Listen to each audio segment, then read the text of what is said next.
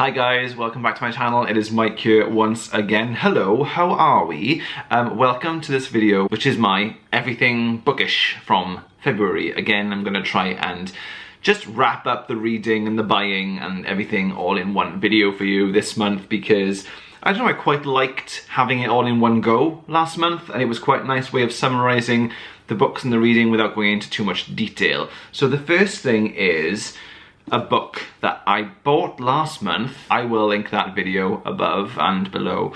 This is the Firefly novel that I was reading, Big Damn Hero, by James Lovegrove. Kind of want to say Joss Whedon, but it's not.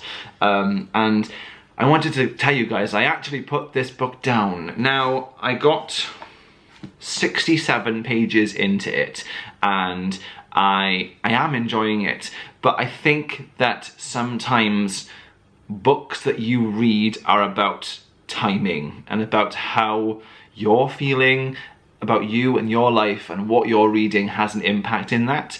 And I was reading this and I just kind of wasn't feeling it for the moment. I'm really enjoying the style. I'm really enjoying being back with my favourite space cowboys, genuinely. And I can't wait to be in the zone to read this, but I put it down because I wasn't in the zone. So I'm gonna restart this book when I'm feeling like a bit of Firefly.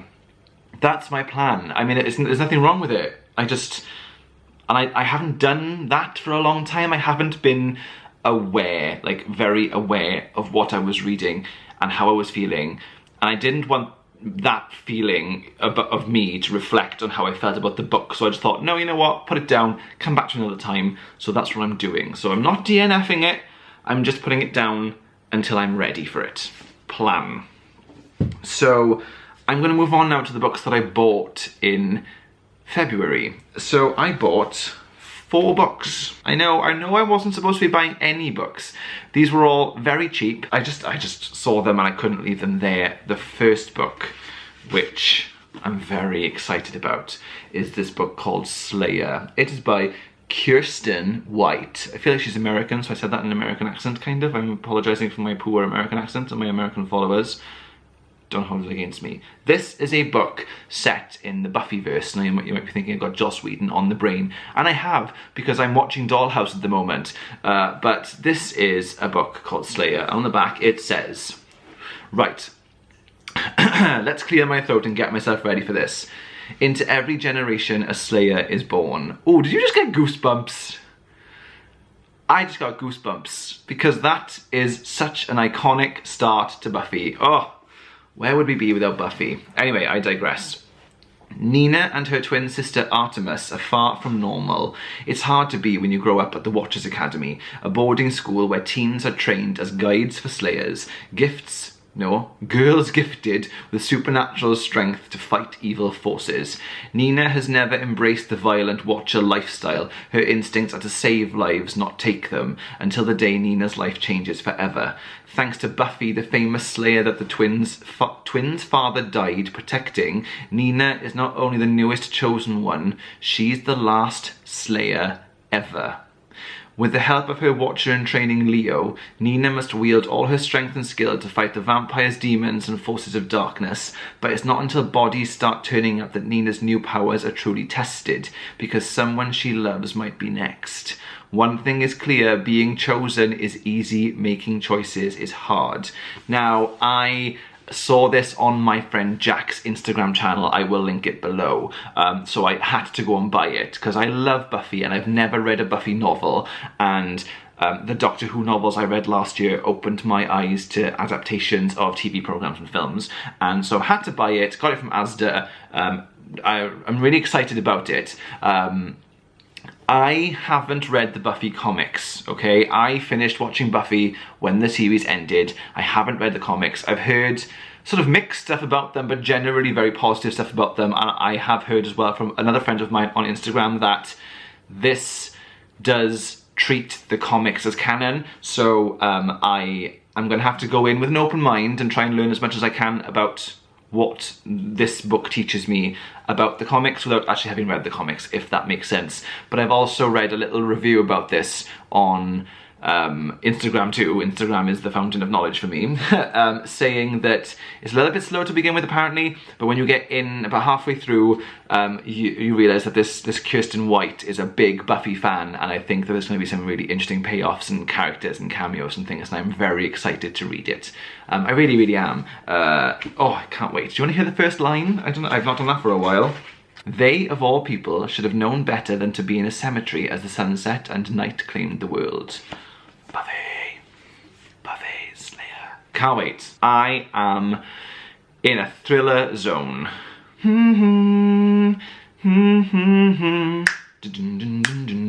Hey. Hey. Stop. So I'm in the mood for some thriller action, so I have bought a Jo Nesbo novel called Macbeth. I'm a big Jo Nesbo fan, having only read 2 of his novels. I've read The Snowman and Thirst. I read them last year. I will link videos above and below to those. What I thought about them. I really enjoyed them both actually. So I bought this one. This is Macbeth, and this is apparently a retelling of the Shakespeare story Macbeth, and it's about when a drug bust turns into a bloodbath, it's up to Inspector Macbeth to clean up the mess. He's rewarded for his success. Power, money, respect, they are all within reach. An ex-drug addict with a troubled past, Macbeth is soon plagued by hallucinations and paranoia. He's convinced he won't get what is rightfully his. He's the best cop they've got, but a man like him won't get to the top unless he kills for it. So again, it's set in Oslo, I think, which is where all the kind of Jo Nesbo, Harry Hole books are set. This is a standalone, obviously, because Inspector Macbeth is new to him, and it just sounds interesting. I love a thriller, noir, Nordic thrillers. It's just my bag, and I really enjoy them, and I think that this is going to be a good read. I'm fascinated with this idea of an adaptation. I've never ever read a modern adaptation of a Shakespeare play. I know Macbeth quite well, and so I'm intrigued to see what he's done with it. I love a crime book, I love noir, and Nordic noir especially, so this all made sense to me. Let's have the first line. The shiny raindrop fell from the sky through the darkness towards the shivering lights of the port below. There we go, first sentence. So yeah, I'm glad I picked this up. I've been eyeing it up for a while, and I found it at the right price, so happy days. Staying with Jo Nesbo, because addicted, I bought Nemesis. Now this is a Harry Hole thriller. I know that it's not pronounced Harry Hole in Norway, but it has to be Harry Hole for me. It can't be anything else, although I do have another name for him, which I can't say on this channel because it might be a little bit rude. So this is Nemesis. This is another Harry Hole thriller. So Harry Hole is a detective in Oslo, and he is an alcoholic, and he just fights crime. He does. So I'm taking a very funny route through the Harry Hole novels because I'm not reading them in the order they've been written, which is probably really bad, but each book is a standalone story, so I feel like that's okay, and I hope that I'm intelligent enough to kind of gather what's happening to Harry and learn where he is in his life. It'll be fine, but it's what's quite interesting. In the back of this book there's a picture of all the novels that are out, or were out at the time of the publication of this one anyway. There are 2 early Harry Hole cases, which is the Bat and Cockroaches, and they aren't set in Oslo. And then there's something called the Oslo sequence, which makes me feel really happy because that's where I'm interested. I like the snowy, dark, wet, grey landscape, and I just feel like it adds to the thriller. And this is book 2 in the Oslo sequence of the Harry Hole novels, so that's positive. So I have read book 5, which is The Snowman, and I don't know which one the Thirst is. The Thirst is the most recent one, and I loved that. It was so good. But yes, so I bought this one, and it's just... Okay, I'm gonna lay you in a little secret. It's what I'm currently reading. I'm on page 85. The first thing I'm going to say about this book is it's very lovely to touch. It's been published by Vintage, and the paper is really smooth. And I know that sounds like a really strange thing to say, but I noticed it. Therefore, not all paper must be smooth in books, but this is exceptionally smooth.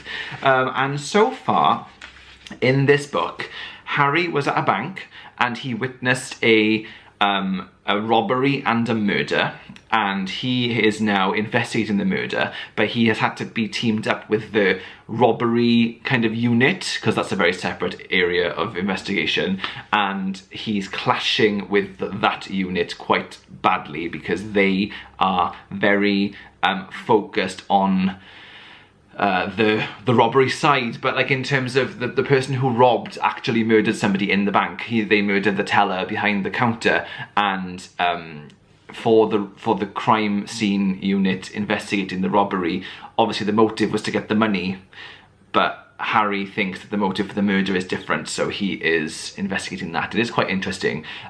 We find Harry still an alcoholic at this point, just having met Raquel and her son, who he ends up kind of having an on-off thing for years, and he's got a new partner in this called, I think she's called Beatty, I think, and she has a photographic memory for people and is proving a very interesting character, so I'm liking their dynamic, but it's still very new. I'm still really early into it, and I feel like the murder in the bank is just a small piece of a larger crime thing that's going to be happening in this book.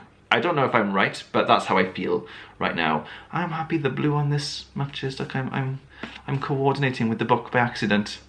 This makes me feel happy, but I love it. I'm enjoying. I love a Jo Nesbo book, and I should probably read the back to you, shall I? Sorry, got a bit carried away. How do you catch a killer when you're the #1 suspect? A man is caught on CCTV shooting dead a cashier at a bank.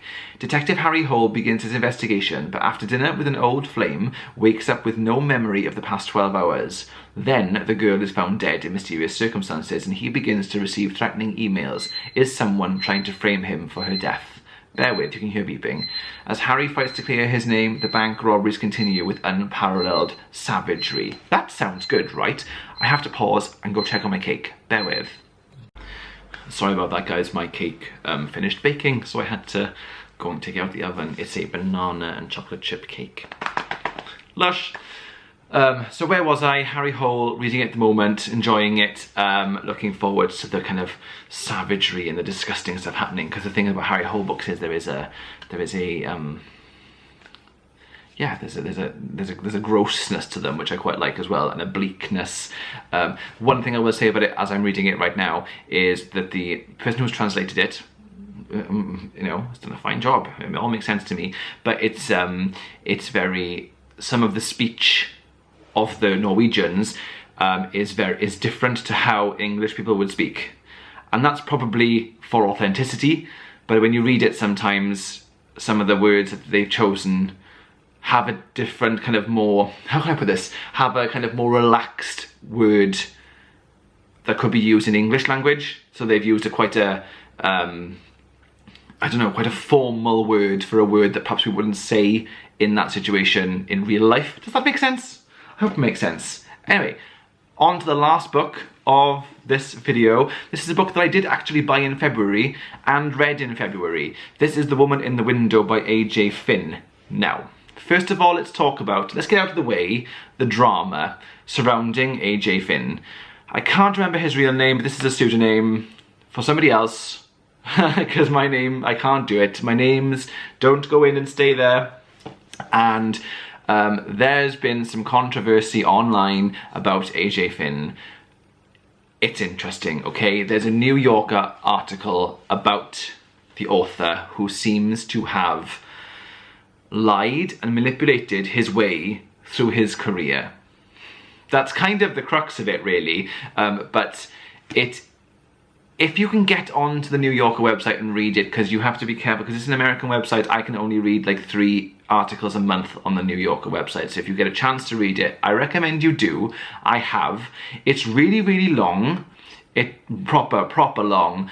Very interesting though, because it talks about A.J. Finn through his life as he goes through his career, and the lies he has told and how he's manipulated people.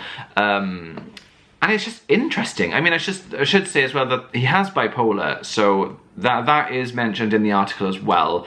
But some of the things that he's done. So I'll give you an example, okay?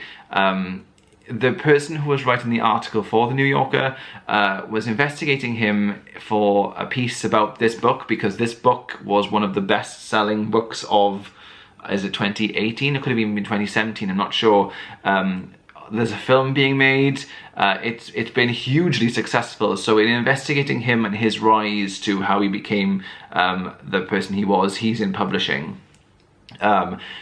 Facts that they were being told by the people that they were interviewing were lies, and it was just proper surprising. Like he kept this lie up for a large amount of time, that his mother has cancer and that she was undergoing treatment, so he couldn't be at certain meetings, or he missed deadlines because he was in America with his mum helping her through her cancer, and then she died and it was awful. But his mother isn't dead. She did have cancer when he was a teenager, I think a young teen, but she's not got cancer now and she is not dead. So that's just one example of a really big, interesting list of events that he has said was true. Go and read that. But read it once you've read this, because I don't want how you feel about the author to determine how you're going to feel about this book, because actually this is quite a good read. I read this quickly. I was reading the Firefly novel, and then I needed something that was kind of a real page turner and quite a quick read and just some immediate thriller action. So I picked this up and read it only in a few sittings, really. It didn't take very long. It is quite good. So what it's about. It's been 10 months since Anna Fox last left her home. 10 months during which she has haunted the rooms of her old New York house, lost in her memories, too terrified to step outside. Anna's lifeline to the real world is her window, where she sits watching her neighbours. When the Russells move in, Anna is instantly drawn to them. A picture-perfect family, they are an echo of the life that was once hers. But one evening, a scream rips across the silence and Anna witnesses something horrifying. Now she must uncover the truth about what really happened, but if she does, will anyone believe her, and can she even trust herself? So if you like The Girl on the Train, you probably will like this. It has an unreliable narrator in the form of Anna, who is on a cocktail of medication and is drinking an awful lot of alcohol, and she witnesses something through her window and then has to justify what she saw and try and prove what she saw, but everything around her is proving otherwise. So it's quite an interesting book. It's good. I enjoyed it. I have one criticism about the beginning of the book being a tiny bit slow. It felt like it was a long time before Anna got to actually witness the crime and hear the scream. And because you read the back and you know what's coming, I feel like I was waiting for it, and then I felt like I was waiting too long. It should have happened quicker. I understand that he was trying to give, flesh her out and characterize her so that you felt like you were on her side and you felt like you could trust her. But I felt like it just took too long. Once the crime happened, though, the twists and turns and the kind of the story did take over, and it was really good, and I did enjoy. And I enjoyed the finding out who it was. I mean, no spoilers, but I did enjoy finding out who it was, and it was good. I liked it. Creepy things happened. You wanted to trust her, and you feel the same as you did when you read The Girl on the Train. You were just like, oh, Rachel, please stop drinking or stop doing that. It's really annoying. You feel the same about her. You find her frustrating, but you're on her side. And then when you find out why she's agoraphobic as well, that's good. But it's a good read. I really enjoyed it. It's quite easy to read. The chapters are incredibly short, which made really good bedtime reading, because you could read 2 or 3 and feel like you really achieved something. So I recommend it. I give it 3 stars out of 5 on my Goodreads, and if you want to follow me on Goodreads, the link is below. So that was everything bookish from Feb. What I bought, what I read, what I stopped reading, what I am reading. So yeah, thank you very much for watching, guys. What have you read? What books have you bought? I would love a recommendation, please. By now I think you kind of know what I like. Pop them in the comments below. Let's have a chat. I will speak to you guys really soon. Bye.